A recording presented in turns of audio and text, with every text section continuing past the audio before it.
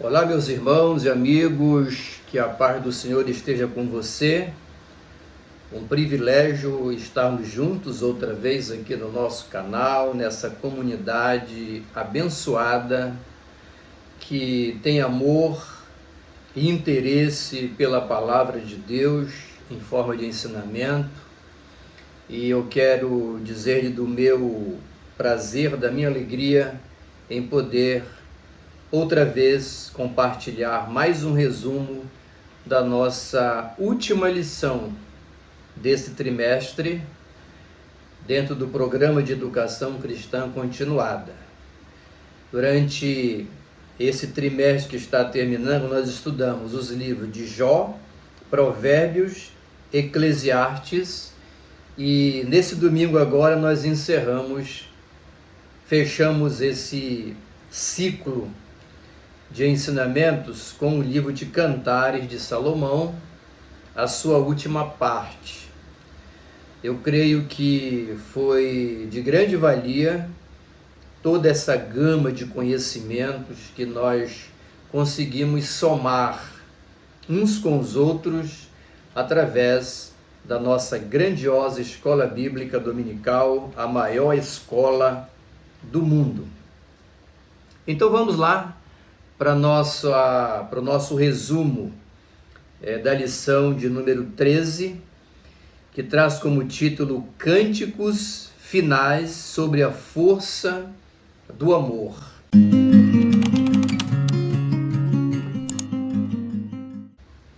Como nós já sabemos, o livro de Cantares, ele é visto, aqui como uma demonstração do amor entre um homem e uma mulher, aonde Salomão, que aqui é o noivo, ele contracena com uma moça de 16 anos, que seria a Sulamita.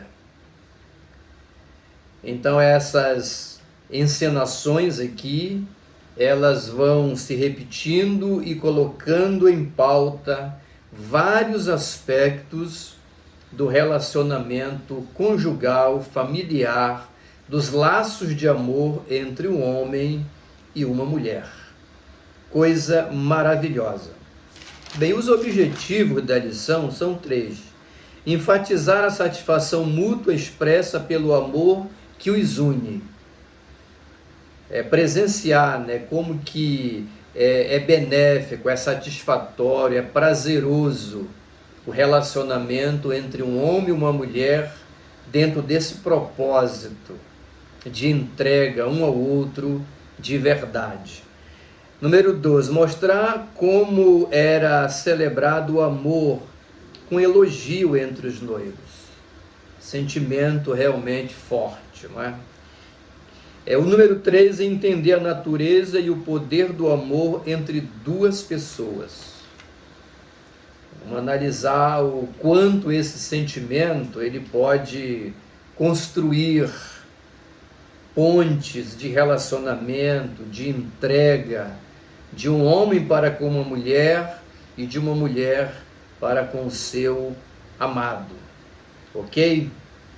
Introdução. A realidade da vida a dois após o casamento. Nós estudamos Cantares na primeira parte de Cantares, até a lição passada, nós estudamos o que? A preparação para o casamento e as núpcias, a lua de mel, vamos dizer assim, as encenações circularam em torno dessas temáticas.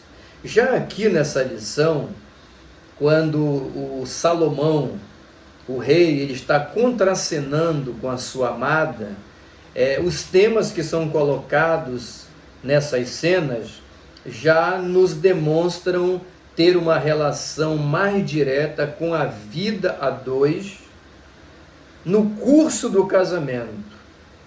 Ou seja, já passou a lua de mel e a vida de família está marchando, e é nesse novo ciclo, digamos assim, nesse novo período do relacionamento dos dois, é que essas cenas aqui se desenvolvem, as cenas tratadas nessa lição. ok? Então aqui é a realidade da vida 2 após o casamento, prevalecendo aqui reciprocidade. Tudo aquilo que existia antes tem que permanecer. Essa reciprocidade, essa cumplicidade entre ele, ela e ele, e por aí vai. E também a questão de que a sensualidade não é obscena e nem vergonhosa. Como já dito em outras lições passadas, a sexualidade ela não pode ser vista como uma coisa efêmera, uma coisa má, não é? Na sua essência não é. A sexualidade é uma dádiva que Deus colocou em nós, homens e mulheres, criaturas humanas, para vários propósitos, inclusive a satisfação sexual, essa união de sentimentos, de propósitos, e o dividir a vida, procriação e outras coisas mais. Então, a sexualidade tem que ser vista por essa janela. E vai aqui mais um acréscimo, né? Sexualidade não compromete a espiritualidade. Não compromete. Então vamos lá. O item 1 traz o quarto cântico. O esposo pede que sua amada venha para o seu aposento. Ela mostra indisposição em atendê-lo. Como você pode perceber, o que é que está se encenando aqui? É de que aquele homem apaixonado pela moça, pela noiva e agora esposa, ele chama por ela para que ela venha aos seus aposentos, para que ele estava desejando uma relação com ela. Diferente de outros momentos, ela agora não mostra muita disposição em atender o pedido do seu amado. Então, a nossa comentarista traz aqui o primeiro tópico, o primeiro item do primeiro tópico, a primeira crise. Né? Cantares, capítulo 5, versículo de número 6. Olha só. Não permitas que a tua boca te faça pecar. Desculpa. Cantares, tá? Estou lendo errado aqui. Cantares 5, 6. Eu abri a porta ao meu amado, mas ele já havia partido, já tinha ido embora. Quase desfaleci porque ele se fora. Procurei, mas não encontrei. Chamei-o, mas ele não me respondeu. Então, o que nós temos aqui? O esposo, qual é a cena aqui? É o esposo chamando pela esposa, impulsionado pelo seu desejo por ela. Mas ela recusa e cria lá uma história, né? Talvez uma dor de cabeça ou coisa do gênero. A verdade é que ela não atende o pedido do marido, né? E aqui nesse texto, quando ela resolve procurar o seu amado, ele já foi embora. Ele sai e se ausenta. Se na realidade ou em sonho, essa é a cena que se desenha aqui, o Salomão contracenando com a jovem, agora esposa, tá certo? Então, ele vai embora. Então, ela sai em uma corrida frenética em busca do seu amado. Ou seja, ele a chama, ela recusa, e quando ela resolve ir lá, ele não está mais. É uma coisa impressionante isso, e de uma lição de vida para nós, de família, extraordinária. Então nós temos aqui, olha, uma mulher pode perder o seu homem em lugares e circunstâncias diversas, inclusive na cama. Nós estamos sendo bem incisivos porque não dá como fugir dessa realidade. É essa temática que está sendo suscitada aqui pela exposição de Cantares. Então, a mulher, ela precisa ser muito vigilante nesse aspecto, né? Porque, como já dito em lições anteriores, a perda de um cônjuge dificilmente é um ato isolado, algo assim de supetão, de surpresa, construído em questão de segundos. Dificilmente é assim. As perdas, elas são paulatinas.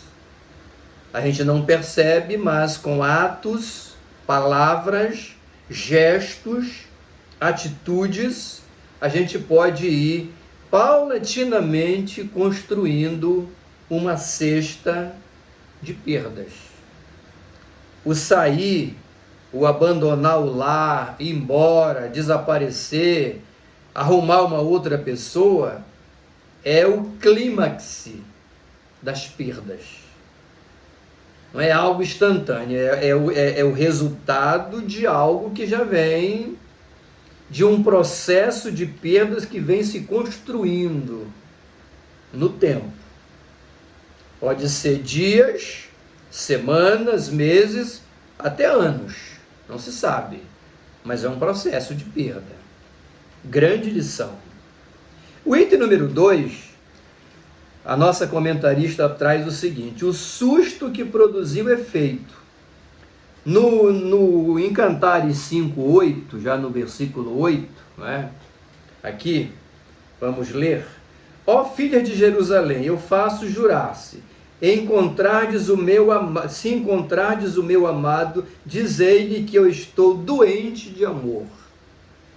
Na corrida frenética, ela não quis atendê-lo, ele foi embora, então ela, nessa corrida frenética em busca dele, ela compartilha o seu sentimento com as suas amigas, com as suas outras irmãs, e diz assim: olha, se vocês encontrarem por ele, digo a ele que eu estou morrendo de amor. Ou seja, a saída do marido, o abandono, mesmo que momentâneo no caso aí, não é? Causou um impacto naquela moça, naquela mulher. Mas é preciso isso? Não é preciso. Mas ela aqui se assustou, né? A perda do amado provocou uma mudança de atitude na mulher. Ela percebeu a perda e nem sempre é fruto de um ato só, como nós já falamos. Quando ela percebe que está perdendo ou que perdeu, aí ela sai em busca. No caso dessa aqui, ela conseguiu reverter a situação, pelo que a lição mostra isso. Mas não é difícil conhecer mulheres que perderam maridos e maridos que perderam mulheres e que não conseguiram mais reaver, não é? O arrependimento, a mudança chegou tarde demais. Então fica aí a mensagem: invista no seu relacionamento de família. O item 3 diz assim: todos nós passamos por crises. Cantares 6:1. Para onde foi o teu amado, ó tua mais linda entre as mulheres? Onde foi o teu amado, a fim de que o procuremos contigo? É a continuidade da história, né? Ela compartilhou e as pessoas se mostraram interessadas em ajudá-las, não é? É bom quando a gente encontra nos momentos de crise conjugal bons conselheiros ou boas conselheiras. Isso é perigoso, mas é uma porta que se abre. É preciso ter cuidado com quem você, entendeu? Vai compartilhar as suas angústias. Eu sempre me refiro a uma música secular, que alguém canta por aí, muito antiga, que diz assim: olha, encosta a tua cabecinha no meu ombro e chora, e conta logo todas as tuas mágoas para mim. Quem chora no meu ombro, eu juro que não vai embora. Que não vai embora. É uma música secular, mas que ilustra essa exortação que eu estou fazendo aqui, essa reflexão. Às vezes nós estamos possuídos por um sentimento de perda, de alarme familiar, e aí a primeira pessoa que a gente encontra na esquina ou na porta do templo, a gente se derrama, desabafa, entendeu? Mas aquela pessoa não está apta para ser conselheira. E vai ser uma tragédia, pior do que fosse sem o compartilhamento. Todos nós passamos por crises, abalo no relacionamento conjugal, elementos que ajudam a reconstruir. Quando a gente passa por crise, o ideal, o aconselhamento ideal é buscar-se o caminho de volta, é fazer o caminho de volta e o sentimento de reconstruir. A Bíblia diz que nos deu o ministério da reconciliação. Também se aplica no campo conjugal, no campo de família. Reconciliar. E existe aqui, 3 elementos que são ingredientes poderosos nesse caminho de reconciliação, de reconstrução. A humildade, a compreensão e o perdão. Humildade, compreensão e perdão. Se você usar esses 3 elementos, é possível que você possa reaver as perdas, virar uma página, entendeu? E reconstruir uma relação, não assim uma desistência absoluta, aceitar passivamente uma crise que dividiu um casal, uma família. Porque isso é uma perda muito grande. Se houver filhos nessa relação, a tragédia é ainda maior. Então é preciso reconsiderar. Verifique se é possível, né? Humildade, compreensão e perdão. O tópico de número 2 da lição é o 5º cântico. Ele está em Cantares 6,4. Aqui. Cantares 6,4.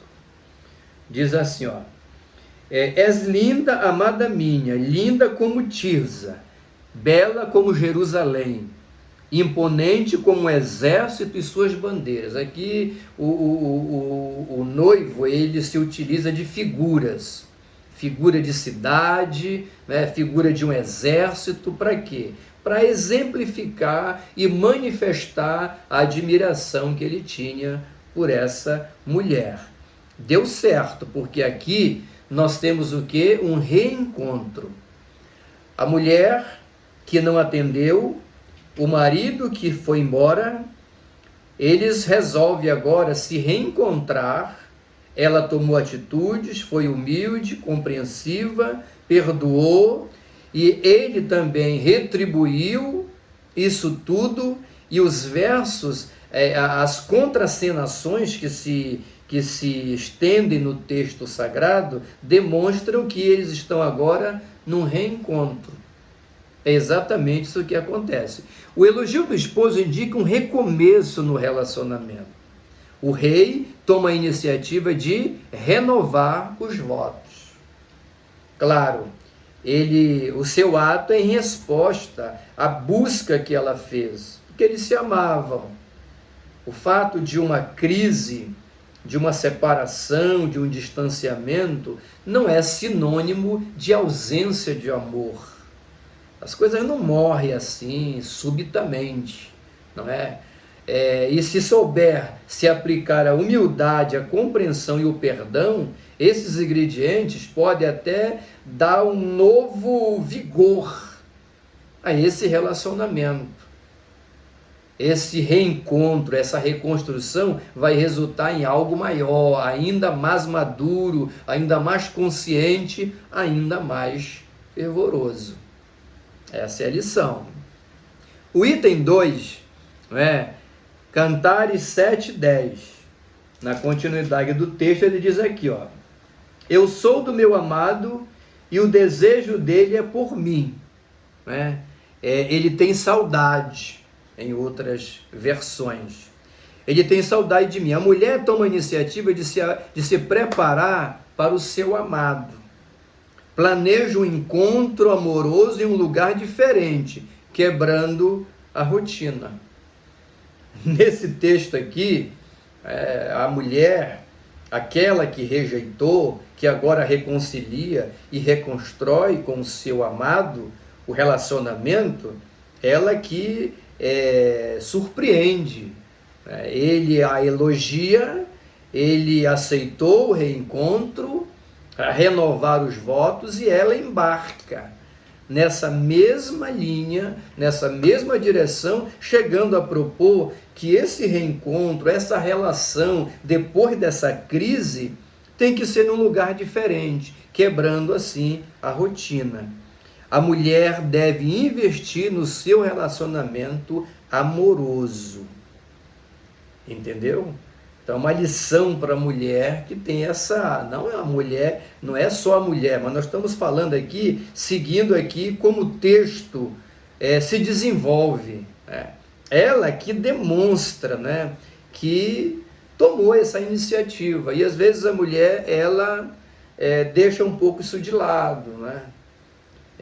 Começa a se portar no relacionamento amoroso assim de maneira fria, rotineira, sem muito vigor. É claro que, com o passar do tempo, os homens precisam entender isso e as mulheres precisam se conscientizar disso também, que determinadas circunstâncias na vida da mulher e do homem, como doenças, tratamento, não é, de diversas enfermidades, e aí você ingere uma variedade de remédios que tem efeitos colaterais, e esses efeitos podem ter ligação direta com questão de ereção, de desejo, entendeu? Sexual. As bulas dos remédios às vezes trazem isso expressamente. Olha, esse remédio aqui, ele diminui, né, o desejo sexual e coisa desse gênero aí. Agora, isso é uma realidade. Agora, mais grave do que isso é um homem e uma mulher se entregar a isso e não tomar nenhuma iniciativa para reaver as coisas. É isso que a lição está trazendo aqui.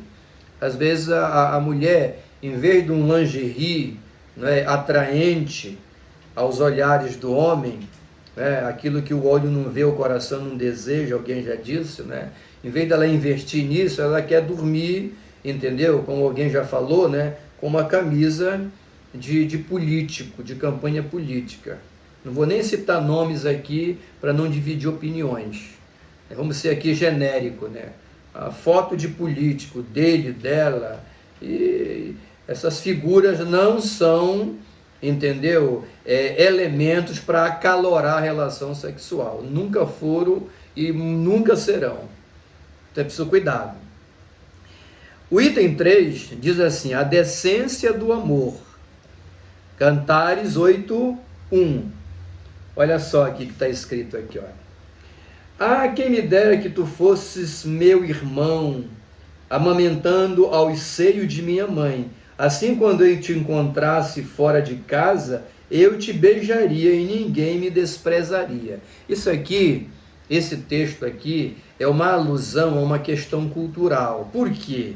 Na cultura do tempo em que Cantares é escrito, não era permitido carícias em público, né?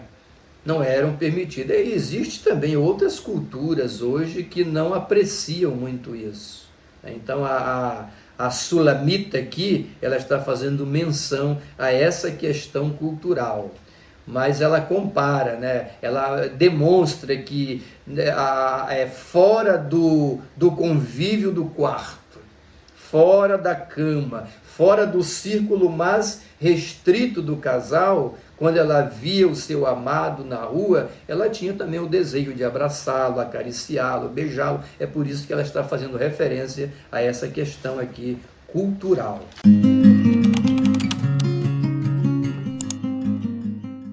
Ok?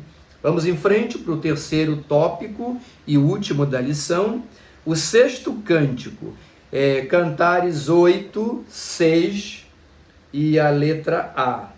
Põe-me como selo sobre o teu coração, como selo sobre o teu braço. Tá? Então, o que é que nós temos aqui? Salomão fecha o livro de Cantares demonstrando a natureza e o poder do amor. Em que sentido? O item número 1, o selo do amor.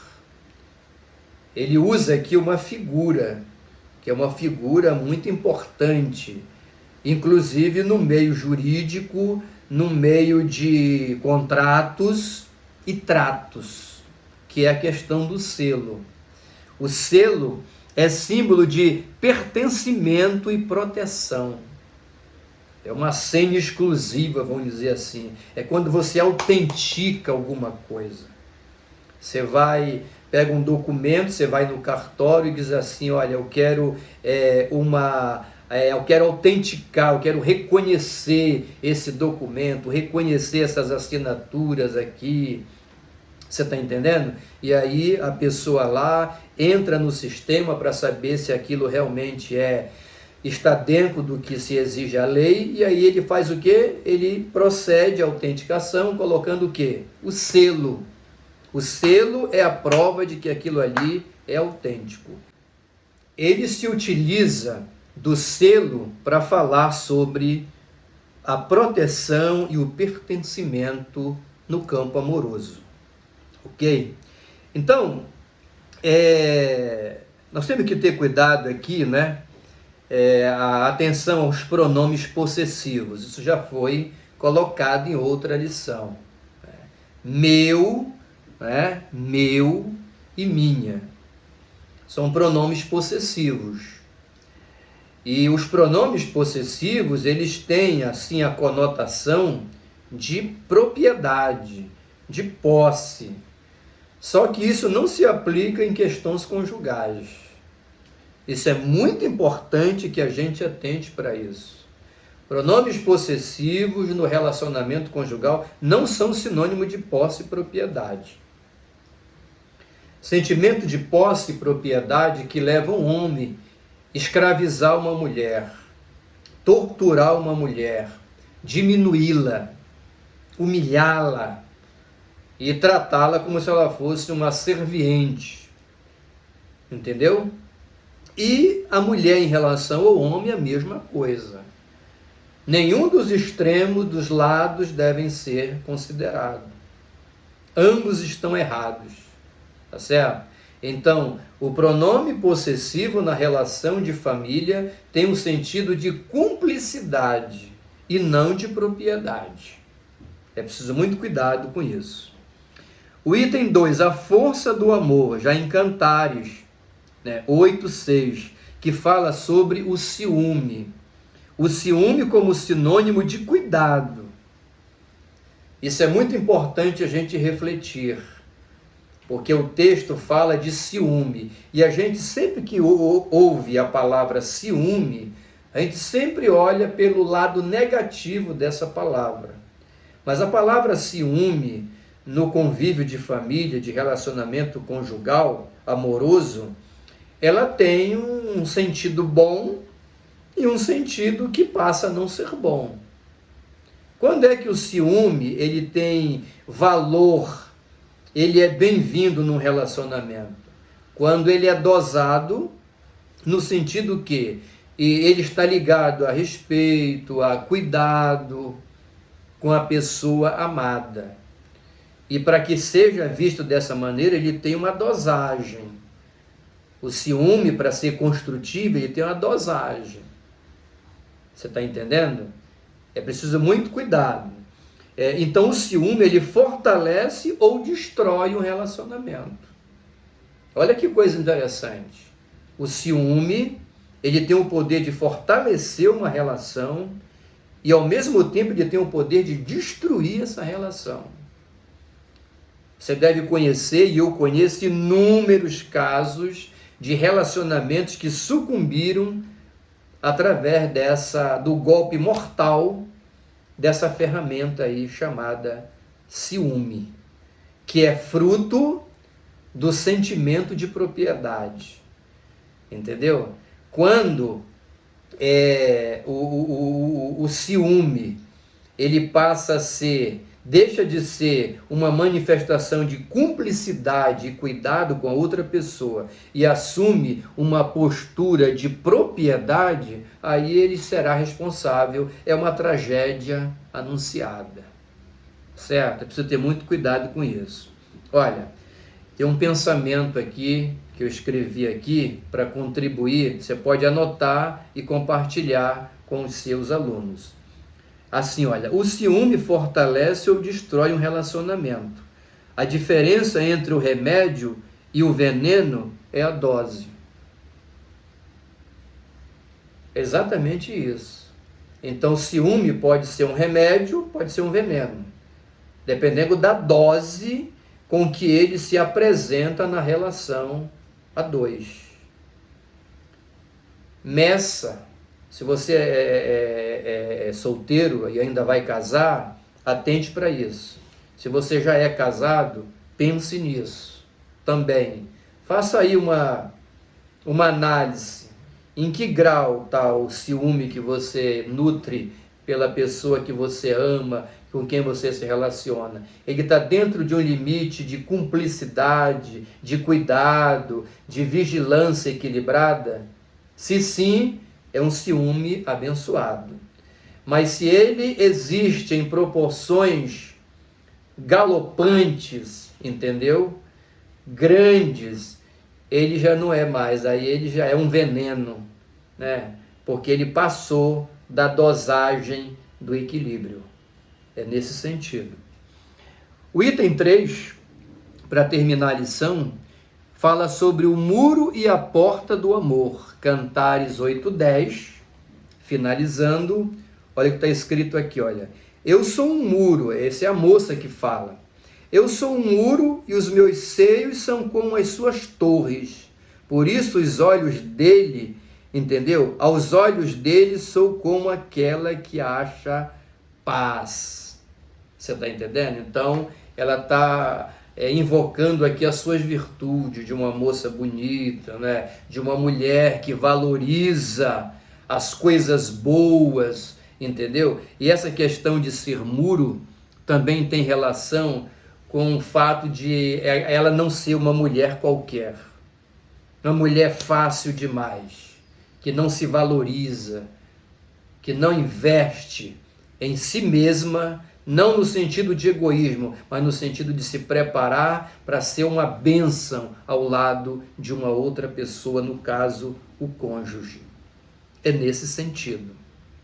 Olha, que lição maravilhosa aqui a gente encerra, e quero lhe dizer do meu prazer, da minha alegria em poder, como um estudante das Escrituras, que eu me considero, um simples estudante das Escrituras, compartilhar esses conhecimentos com você, enriquecendo um pouco, e você também vai enriquecer isso aqui com aquilo que você já tem, e o alvo de toda essa bênção será a sua classe ou a igreja para quem você vai ministrar neste próximo domingo.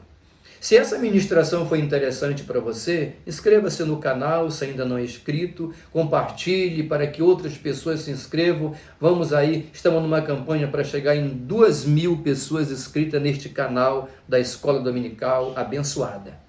Tá certo? Você pode deixar aí o seu comentário, acione o sininho para receber as notificações. Toda semana tem novos vídeos de outras temáticas bíblicas e teológicas. E um pedido especial aqui, deixa aqui a sua oferta, que não é dinheiro, é aquele like. O like é a oferta que você deixa para valorizar aquilo que nós estamos fazendo para o reino de Deus. Que o Senhor te abençoe, permita-me orar com você. Pai querido, em nome do Senhor Jesus, eu te agradeço por essa noite, por esse momento, por esse privilégio de compartilhar a tua palavra com todos aqueles que nos assistem neste canal, nesta comunidade. Que a tua bênção seja com todos que tiverem acesso a esse conteúdo, Senhor, e que possa partilhar com outras pessoas para a glória do teu nome. Aonde você estiver, em qualquer lugar do Brasil e do mundo, um carinhoso abraço do reverendo Ed S., da Assembleia de Deus, em Belém do Pará, lá na Estrada Nova, no Jurunas.